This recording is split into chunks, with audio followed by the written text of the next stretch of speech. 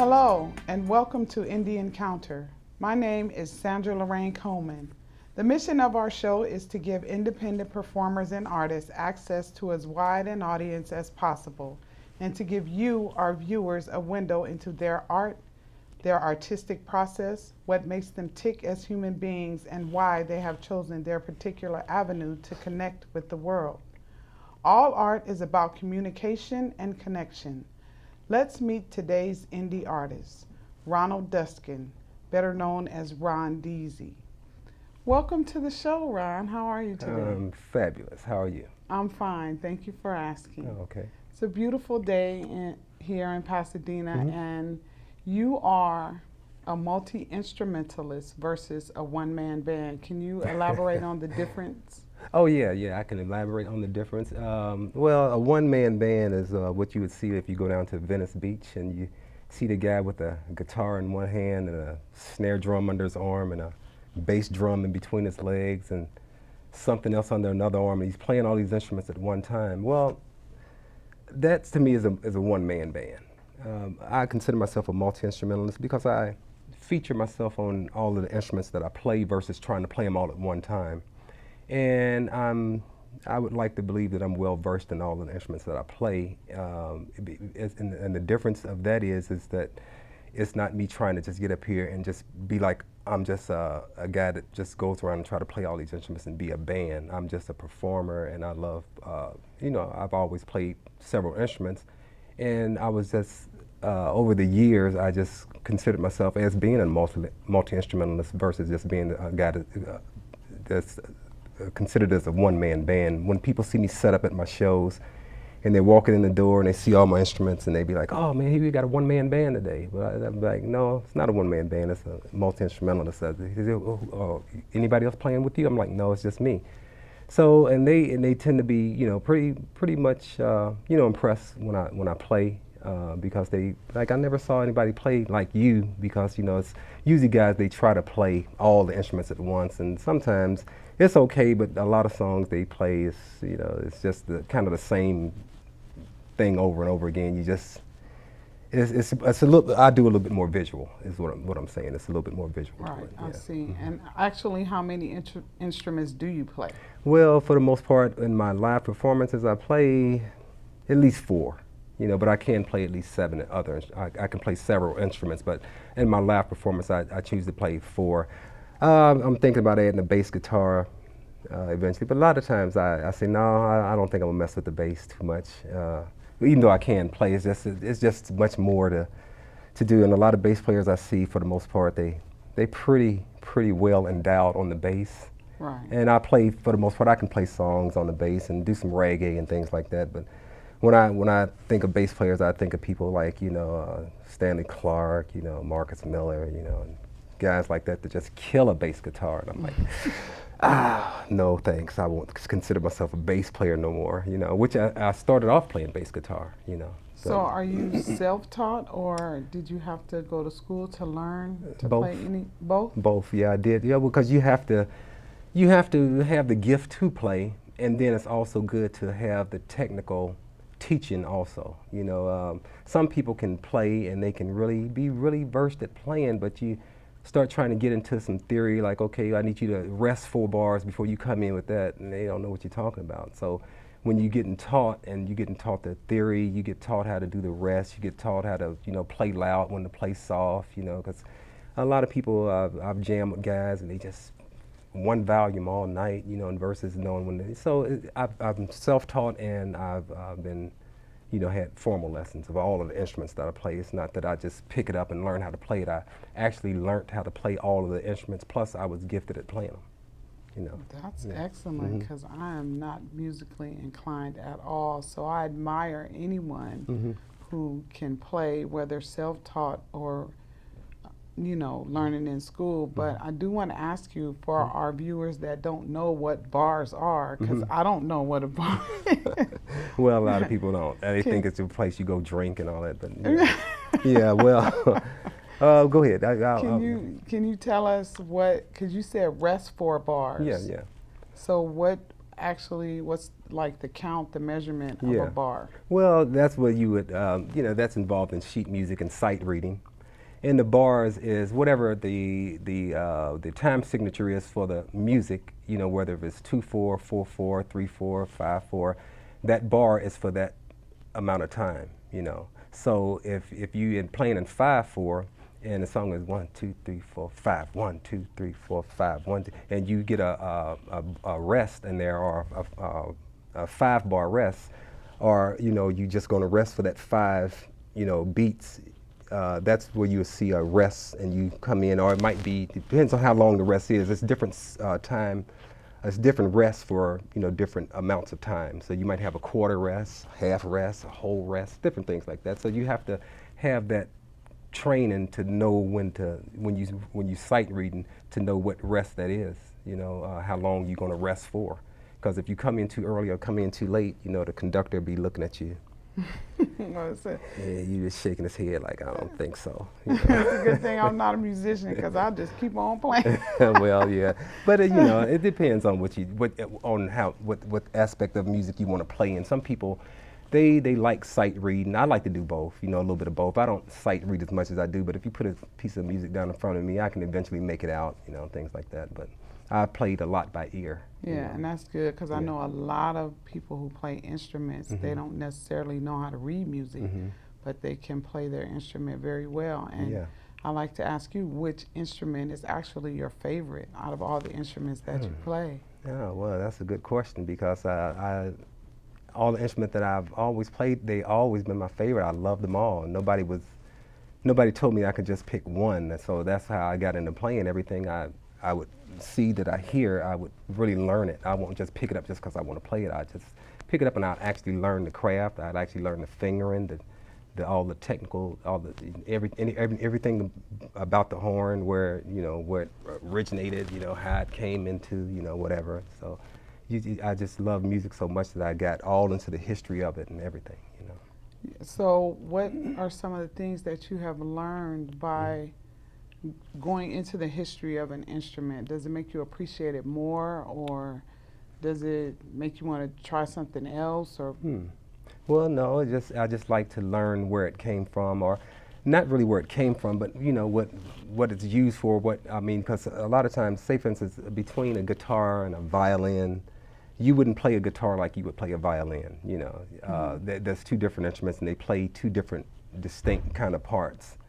So therefore, that's why I like to learn what the instrument does. I mean, even when I play on keyboards, say for instance, if I'm going to play a part for French horn, I wouldn't do something that a trumpet would do or a sax would do. I would play actually long notes and nice background parts that a French horn would play. So learning the history helps you learn actually what the instrument is used for and what you can do with it as far as when you play it.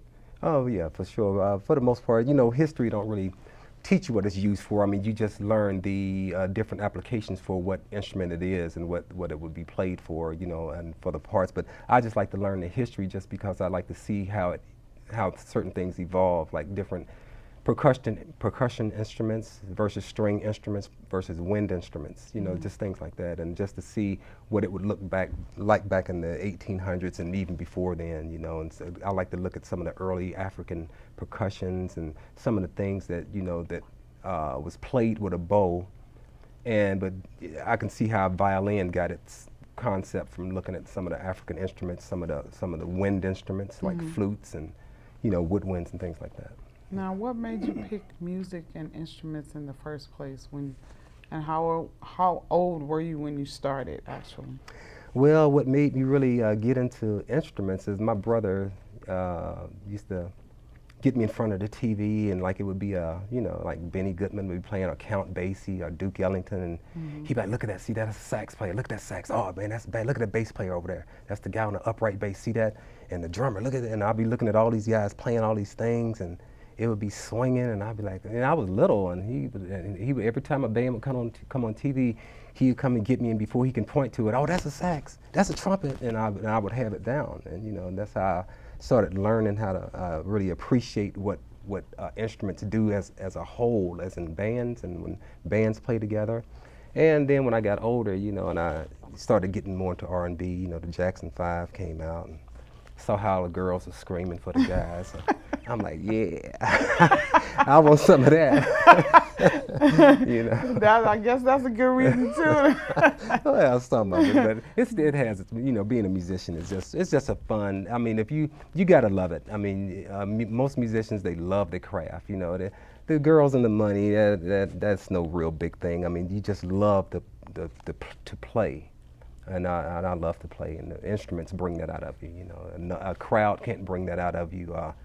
Money can't bring that out. It's got to really come from the heart. You got to love to play. Right. Yeah. Now, I happen to know that you're also a live performer. Mm-hmm. Not only are you play instruments, mm-hmm. but a live performer mm-hmm. and a recording artist. Mm-hmm. Tell us a little bit about, and a producer. Mm-hmm. Tell us a little bit about producing. Oh, producing, well, that's when you're getting into the aspect of, you know, you're creating music for a certain specific song or a specific project. You know, you could be working on some R&B tracks, you could be working on something for a radio station, you could be working on something for TV, but the production of getting all of the music to be what it's supposed to be for that particular project and producing the actual, you know, the finished product. You know, you got to pick the right sound and, you know, parts to be played. You know, you can't just bring somebody, somebody say, okay, I need something, it's got to be a little upswing, it's got to be, you know, plus it's got to be funky, it's got to have a little hip hop feel in there.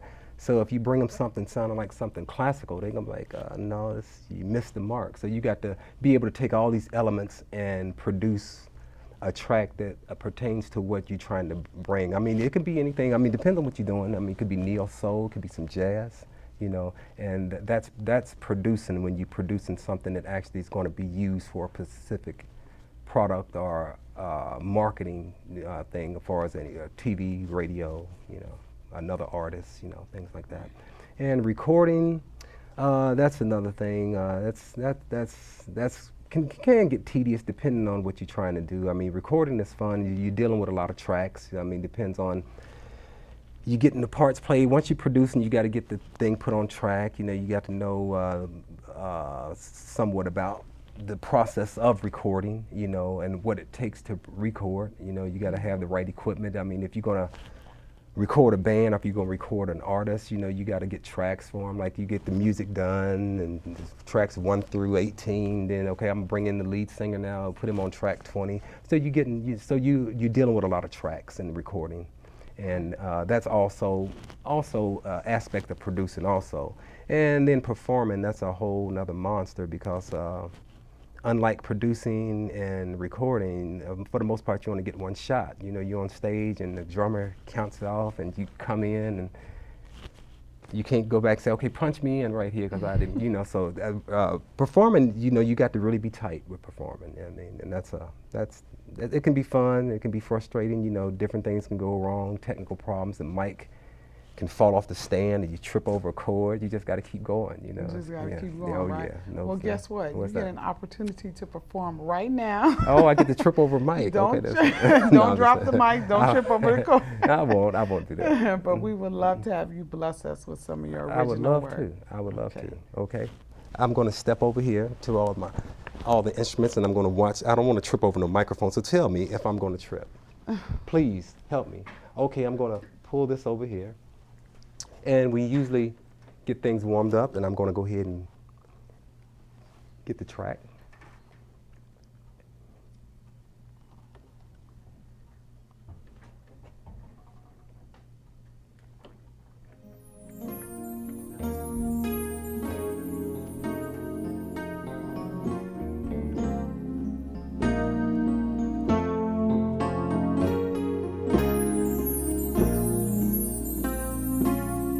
Sometimes I feel like I'm crazy, sometimes I just wanna stay inside and pray and think about will evil change. Sometimes it's pleasant to see the black, red, and green, but still a difference to who we are. Sometimes I feel like God, like sunshine, blue skies. Life is like the weather from one day to another. Sometimes I feel like God, like rainy days, snow and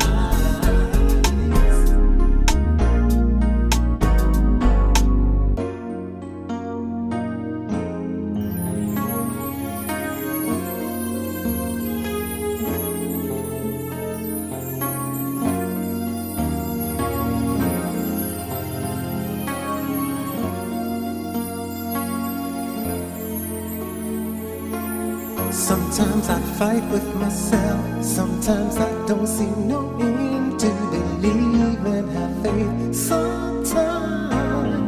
Sometimes my heart just deceives me so bad. Things are so out of hand. These are really strange times. Sometimes I feel like God, like sunshine, blue skies. One way or the other, I wanna know the truth. Sometimes I feel like God, like rainy days, snow and ice.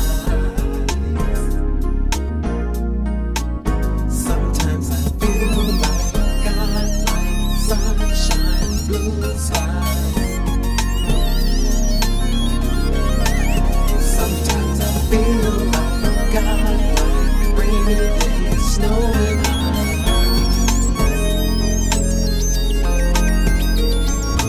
Remix, it's the remix. Come on, for sure, it's the remix. Remix, it's the remix. What's up, y'all? For sure, it's the remix. Come on, Deezy.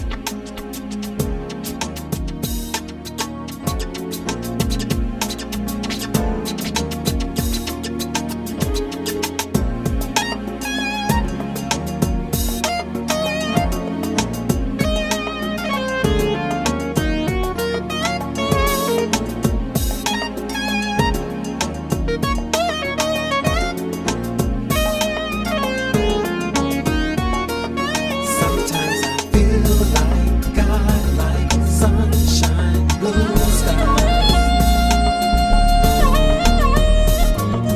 Sometimes I feel like God, like rainy days, snow and ice.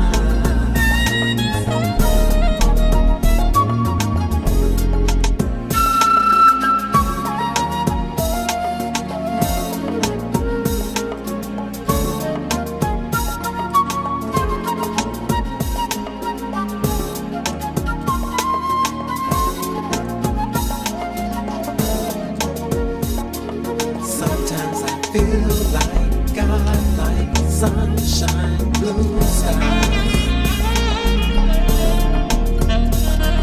Sometimes I feel like God, like rainy days, snow and ice.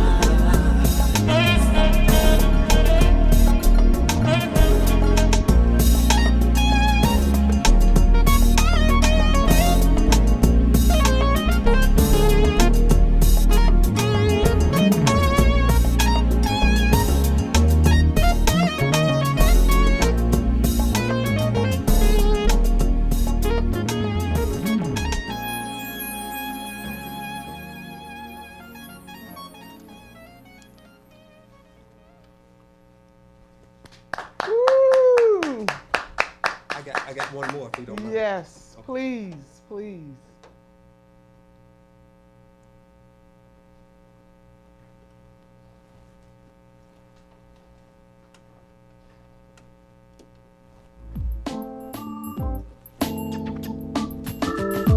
If I had my way, I wouldn't go to sleep sometimes. And if I had my way, babe, I'd probably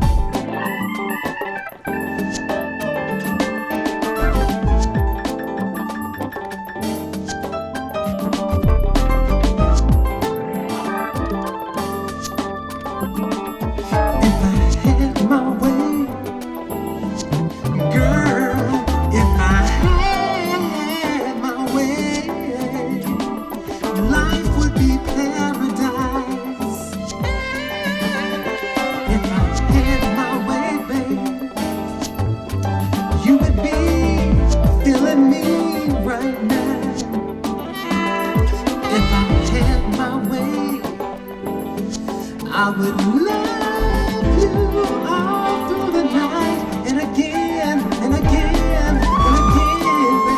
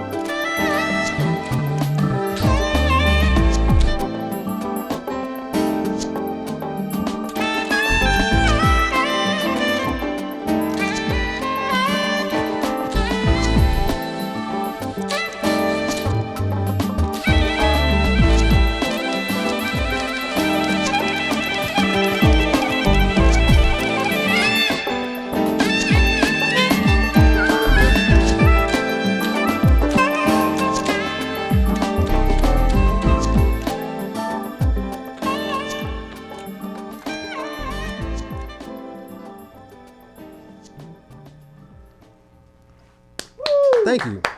That was fabulous. Thank you so much. I That appreciate was it. Fabulous. Thank you for the love. Wow, you Well- make it look so easy. Well, it's not easy. It's a lot goes into trying to just, put it all together and make it sound like you're not just trying to put all kind of instruments on top of each other. It's just placing it and making it sound like a song versus doing so much. I mean, I've heard people doing a lot of things, and I'm like, okay, this is overproduced now, This is everything is just clashing. So you try to, look at the point to where the music is going to sound good to people instead of them just like it sound like a big ball of noise. I try to stay away from that. But Well, all those instruments blended very well together. It was a very smooth, nice sound. oh, thanks. And I want to thank you for sharing with us. And you can let everyone know. I know there's a venue once a week where you are. Let everyone know. Yes, I will.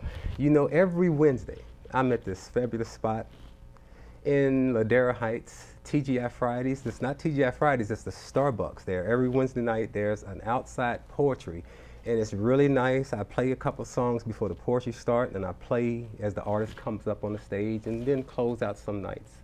And it's really nice, and when it gets warm, oh, people, you want to be there. You don't want to miss it, People can come and get on the mic, sign up, do some poetry, or just sit out there and enjoy the whole vibe and the atmosphere of it. It's lovely. And you have another title because you're musical director for that venue, right? Well, I would hope this, unless I still got a job there. No, I'm just playing with. Yeah, they call me the musical director of the spoken word, Spreading Love and Spoken Word, and it's every Wednesday, 7 o'clock, and it's 7 to 9. Hope to see you out there. Well, we want to thank you very much, Ron Deezy, for coming and blessing us with your talent and letting us know from your perspective what it's like to be a performer, a writer, recording artist, producer, musical director, all of that. Thank you. Thank you very much. And thank you for having me, and I appreciate it. Thank you so much. This has been Indie Encounter, a journey into the world of the independent creators of art and artistic communication. I want to thank today's guest, Ron Deezy, for sharing his poetic vision with us, musical vision with us. If you want to find out more about today's guest, check him out on Facebook and on the web by typing his name into your Google browser. Check out our website here at PasadenaCommunityNetwork.com and select the Arroyo channel. You may also check out my website, SandraLaraineColeman.com. Thank you. Thank you. Thank you, honey. Appreciate it. It was a blessing. Oh, man. Amazing.